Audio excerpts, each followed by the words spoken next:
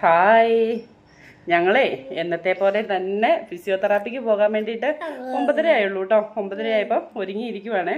പിന്നെ എനിക്ക് എൻ്റെ മനസ്സിൻ്റെ ഉള്ളിലേ എന്നും ഈ തെറാപ്പിക്കൊക്കെ പോകുമ്പോഴേ ഭയങ്കര ഒരു സന്തോഷമാണ് കേട്ടോ. വേറൊന്നുമല്ല, എൻ്റെ ആദൂട്ടിക്ക് വേണ്ടിയിട്ട് എനിക്ക് എല്ലാം ചെയ്തു കൊടുക്കാൻ പറ്റുന്നുണ്ടല്ലോ എന്ന്.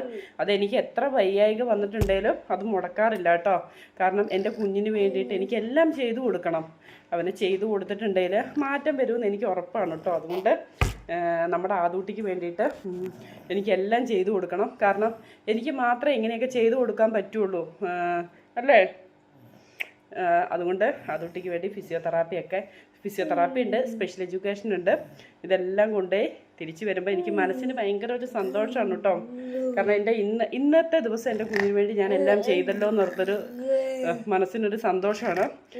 ആദൂട്ടിൻ്റെ വേദനകളിൽ നിന്നും ഒക്കെ ആദൂട്ടിക്കൊരു